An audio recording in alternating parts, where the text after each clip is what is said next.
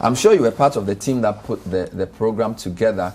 Why did he choose to speak at this time? Because I know that there'd been calls and taunts and mockings about his silence.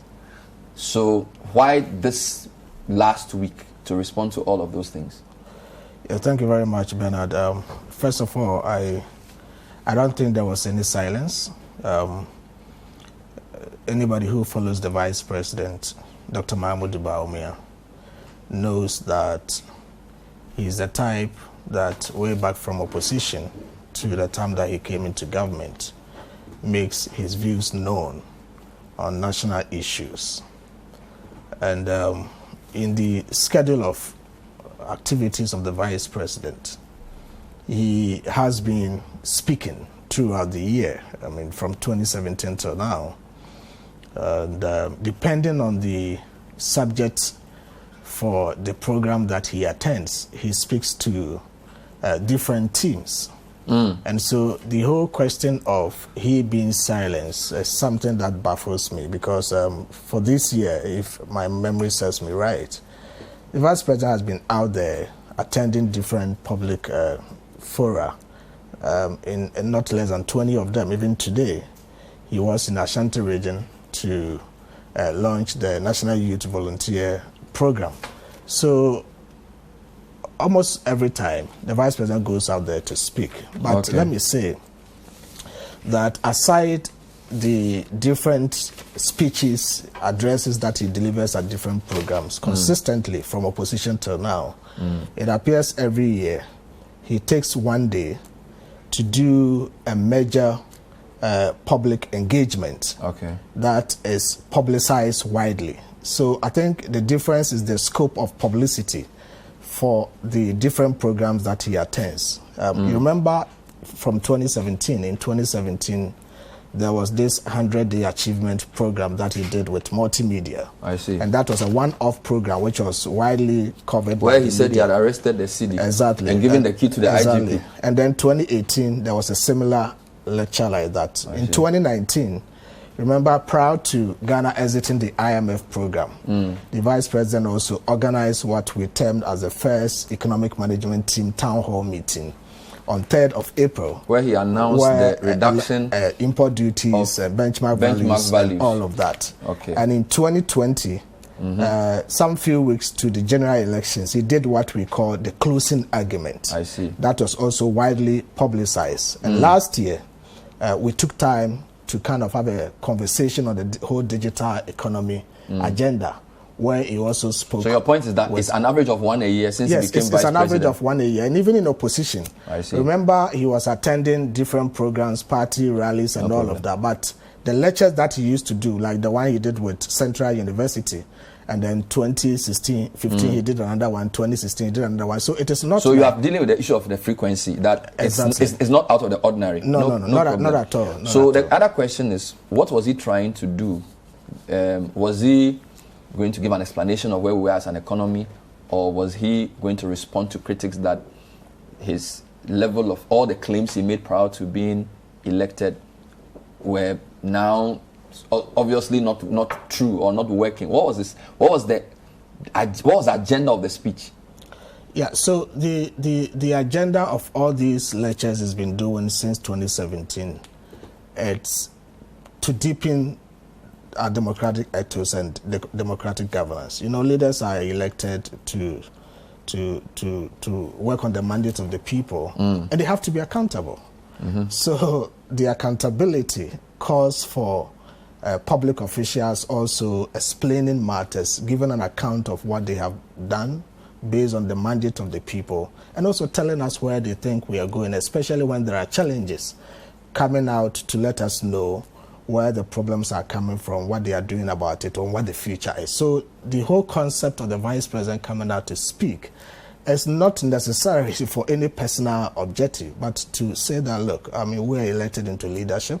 There seemed to be some level of, disturbance in the atmosphere as far as economic issues are concerned. Prices are high. People are complaining of money not in the pocket. We're having the ramifications of COVID-19, Russia-Ukraine war, and all of that. Government leaders have come out to explain matters. Finance Minister has spoken, the President has spoken, Bank of Ghana has come with interventions. And as the Vice President also, as being part of the government, he felt there was a need to, deepen this whole democratic governance thing and be accountable to the people. And so government decision was also that subsequent to all these... So was he under pressure to speak?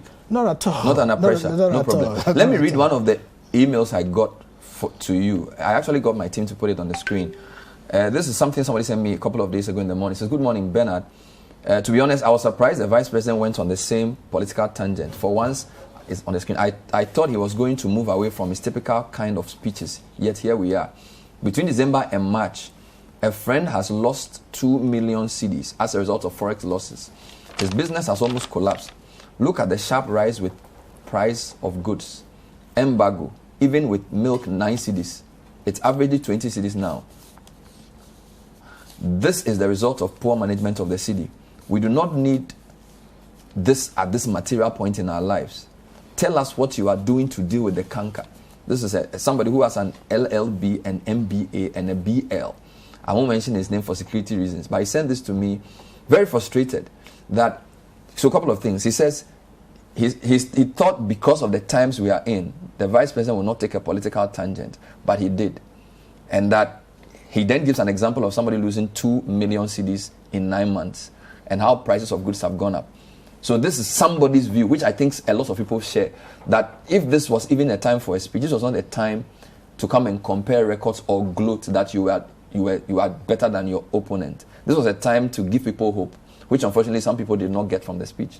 Well, I must say that different people have ways that they look at things and understand and appreciate matters differently.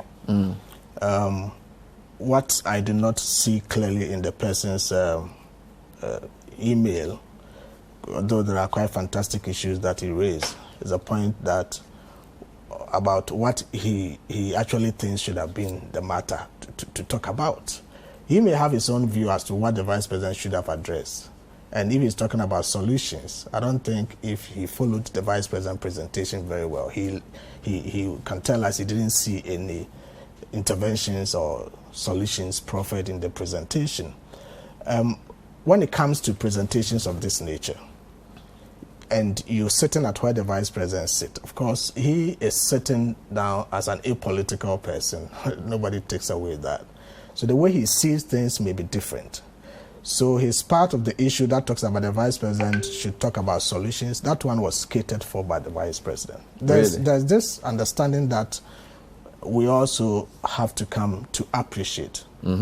When we elect leaders through the political platform and they seek to address issues, I find it quite a bit... I don't know how, for want of a better word, how people would want a politician to address things of national character and will not seek to explain things to the best of his or her understanding. I can give you a difference. When the president speaks in his COVID addresses, he doesn't do politics. If you listen to his 28th address, the president spoke about where we were with COVID and why we were supposed to now remove the last of the COVID restrictions. He was speaking to address a national concern. He didn't mention the NDC ones. He didn't talk about anything politics. He basically said, we've come a long way, and after all that has been done, he's also adding these things. So I think the guy's point is that where we are in the country, we expect to hear from the Vice President from a national perspective, not from a partisan perspective. Did you hear any reference to the NDC? Oh, throughout the speech, they were. It was record comparison throughout. No, you see, when you compare when you try to compare records based on periods, yes, anybody can read any mening into it. But that's politics. Please, there was no mention of the NDC. Oh, but we all know you're talking about the NDC. You see, it will be very unfortunate for anybody to say that Bawumia come and address to the issues. We are chastising you, or we are complaining about your record, exchange rate issues, blah, blah, blah. When Mr. Mahama went out to say that Bawumia has been silent, we all saw the commentary in town. But that was a different time. Now we are in an economic crisis. So it was not the same time. Mahama spoke some few weeks ago. But he's an opposition leader. Yeah, but you are in government. You see, so once Bawumia is also a politician. So he's reacting to Mahama. He has to address the issues that are on the hearts of people. And part of the issues is that he has to prove his record. How do I prove my record for you to understand? I am better if I don't make a comparison. But people are suffering now. So if you say why are you telling me you are better now? Because we are in an economic crisis. The governor admits that, the finance minister admits that, the president admits that. So this is not the time to come and tell me you are better. So when people are complaining about suffering, why are they complaining? They are complaining because they think things are not going the way they want. Yes. And we are in a political space. So you come and do politics and react to them politically? There's nothing wrong for a politician to address national issues and also respond to critics. So he was doing politics? No, he was not. He was speaking to the nation. But don't let us think that if you make such an address and you take time to also respond to critical questions on the minds of people, have people not been asking the question about why are prices up? Why is the city depreciating? Are the economic fundamentals weak or strong? How do I tell you something is stronger if I don't give you a comparative term for you to know that this is where we're coming from and this is what we are? Let me read something Yaunsaku posted. Okay, this was Sankumao posted it, but I guess it was something written by Yaunsaku, who you know. He says, point 4a, we should depoliticize commentary on the economy. I suspect if Bawumia had a chance now, he would have been more measured about some of the things he said previously about exchange rate, petrol prices, and so on. These are issues that are not always fully in our hands. This was a long analysis, and he said a lot of things. I'm just picking this to tell you that this idea of the economy and politicization, which you are justifying, can come back and become eggs on your face, which appears to be the situation. No. I think there's a whole national conversation on this whole petrol politicization and economy discussions politicization. But the reality we need to face is that much as we demand accountability from our leaders, and we may want to make judgment as to go with A or B, we must also allow room for people to tell us what they think they are doing that is better than where they took us from. There's nothing wrong with that. Even in our own natural settings, it is natural that when there are competition or there are two competing sides and you want to make your case, we do our own analysis, CTF. You may want to compare records of this year to last year when you're doing your projections and all of that. It doesn't take anything away. The most important thing is that whilst you want to look back and see where you're coming from to see whether you've made progress or not, you also put in place measures to deal with the pressing issues. And I think that's the most important thing. But if you listen to his points, he's basically saying that because some of the factors like exchange rate, we know that these are cyclical issues. In addition to other structural issues, we know that the petrol price is not in our hands. So if you make political capital out of that in opposition, when you get into government, you will essentially face the calls he faces. And he's basically saying that in retrospect, this is not the way to go. And it looks like the vice president, with all his eloquence, is one of the people who has managed to bring the economy into forefront politics. For example, when he says, if the fundamentals are weak, the exchange rate will expose you. Then he has to come around and say, well, but if the exchange rate is depreciating, doesn't mean the fundamentals are weak. A lot of different things like this, where he makes a statement in opposition, which is easy to make. He comes into government and realizes that it's not. I'll give you an example. So even in 2019, the speech you make reference to, he came and said that at the port, the most important determinant of revenue was volume and not the level of the tax. Well, the budget of last year essentially debunked all of that, because the benchmark value was effectively, they said they wanted to reverse the reduction, which is a complete overhaul of that. And there are many examples where he comes to make a statement which sounds nice politically, but the reality exposes that what he said is either not true or it's not the reality. No, but you see, you can't say that. He was talking about revenue. And it's a P times Q thing, price times quantity. So when he makes the case that if you want to increase revenue, it's not necessarily increasing your P, your price. You can just increase the quantity, even though price may not go up and still make the same revenue. It is true. Okay? as to when you get to the grounds, based on measures and policies that you put in place, you'll be able to realize that by reducing price and increasing quantity, or increasing price and reducing quantity, that is operational matters. But you can't say when the vice president makes that case, and these are best examples that you can get across the globe, the countries that want to make huge revenue from the port, it's not just a matter of increasing your price, the taxes. If you're able to increase volumes, you're able to make that. That is a factual statement. But he used that statement to announce a policy reduction, exactly, which did not benefit, which did not reflect on the ground in the revenue we got. Which is why the finance minister in the budget announced a reversal. Okay, so we need to interrogate GRA and the finance ministry to see why is it that when the prices were made stable or brought down, for us to get more volumes, to increase our revenue, we didn't get it that way. It just means the assumptions you made were wrong. That's what it means. It's not just about the assumptions.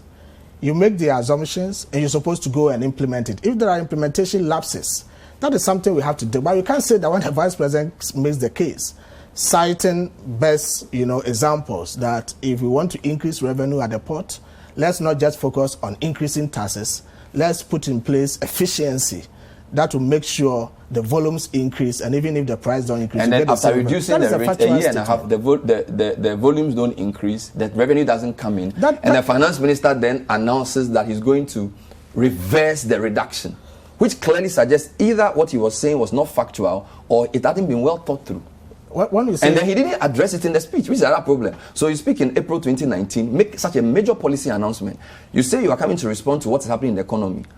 2 years later, you don't even make one mention of the benchmark value, and you are saying what you expect Ghanaians to believe that you are consistent. But there was an earlier decision taken on the benchmark values this year. Yeah, but he should own the decision. You see, you're pinning it to just find a way to attack Bawumia, which is wrong. For what purpose? What I'm saying is what do I gain from doing that? What I'm saying is that the statement he made, that is a foresighted statement that any good leader should make. Don't let us focus on taxing people at the ports. Let's see how we can increase volumes, okay, to get higher revenue. Good. That is a policy direction. Good. That the vice president made. Once the vice president makes that policy direction, we need to make sure those who are at the base implementing the policy are able to implement it to the latter, to ensure that critically what we're talking about comes to realization. Today, you're saying that we didn't get the increased volumes as the vice president had, Doesn't he want an explanation? Talked about. And when he comes to address the nation on matters of the economy, and you are saying specifically, this matter should have been addressed, a plethora of issues that should have been... He chooses to ignore the most essential policy. I'm not trying to heckle you. You said in April 2019, every year he gives one speech. The 2019 speech was about the benchmark values. 2 years down the line, he's addressing the economy. This issue has become so controversial. He doesn't make a mention of it. The E-levy is the most important economic issue in Ghana at this time. He gives a 2-hour address. He mentions the E-levy once. How are you telling me? What were you expecting him to say beyond that on the Because he has said in a radio interview that we will not tax mobile money. So if the government decides to tax mobile money, he needs to explain why the government made that U-turn. And that is just consistency. He didn't do that. You see, E-levy is a government policy. The conversations before the passage of the bill in Parliament is not the same today. Before, we were trying to seek clarity, justify why E-levy was needed, and make sure that we're able to get higher revenues to show up to support the budget. Today, and as at the time the Vice President spoke, E-levy had been passed. What is important is to look forward to see how the proceeds that are coming from E-levy will be put to proper use and people can have, value for money. That's basically what we are confronted with now. Now it is a government policy. It is part of our tax handles. That's why when the Vice President talked about taxes that were abolished or reduced under this government, also came to talk about taxes that have been introduced. He had to mention E-levy as part of the taxes. But we're just making an announcement. We already knew that. You see, the dearth of comments on E-levy that you may wish him to say may not be the thinking of government as at this time in terms of the narrative on E-levy. It is a task now. Okay, how are we going to make sure that we put that revenue to good use and people can have value? Okay, but what he said, at least we should know whether he still believes what he said in that interview. Because he did a radio interview where he very categorically said, I don't think we should tax Momo. And so if the government that he's the head of EMT has taken that decision, has his position changed or the reality has changed? Why doesn't he make any... Why are you talking about government? You're talking about government because government is made up of different people. Yes. Okay, it doesn't matter if on the table I have a different opinion and you have a different opinion. At the end of the day, we conform to superior argument, and the decision of government is the decision of government. It binds all of us. All of us are part of it. So why should he come out to say personally... For consistency's sake. What is the For credibility's sake. What is the credibility? The credibility thing is that government has taken a decision, and the vice president is not outside government. No problem. He's I'm not saying you should disagree with government. I am saying that for us to believe a politician, when he says something today, he must be consistent in what he says. Now, if the position has changed, because if he says, I do not believe that mobile money should be taxed, and the government's major policy revenue decision is based on taxing Momo, either how the decision was taken or whether his view still stands. Are you telling me that because he agrees the decision, explain to us? When cabinet takes a decision, yes, and that decision is communicated, cabinet and government decides how to communicate the decision. And I don't think the way government communicated the decision is wrong. So on the table, cabinet may not have to come and say that when the decision on E-levy came, A voted for it, B voted against it. That is not how government communicates. Government ramps up the whole discussion and says that cabinet has taken a decision that we want to go with E-levy. We see the mandate of the people for support.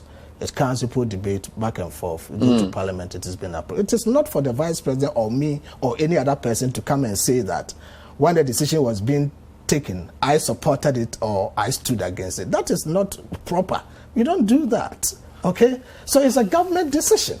And government decision is government decision. All of us actors in government are bound by the decision. Why would anybody want to say that, yes, government have taken a decision, but you come out to say whether you supported it or not? It's neither here nor there.